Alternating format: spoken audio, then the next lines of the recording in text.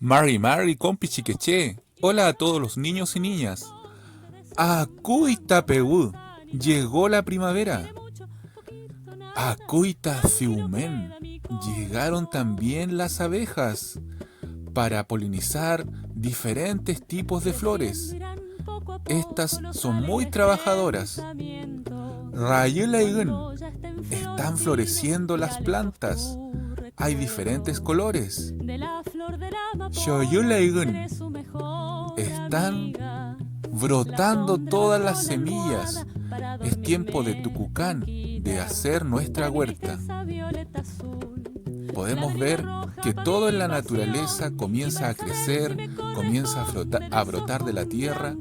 Así también aparecen nuevos colores como esta flor que es Shoth Rayen, una flor amarilla.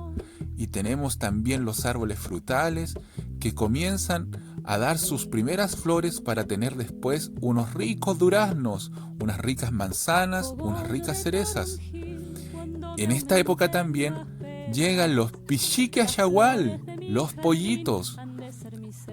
Las gallinas comienzan a poner sus huevos, sus cram, y también a tener nuevos hijitos.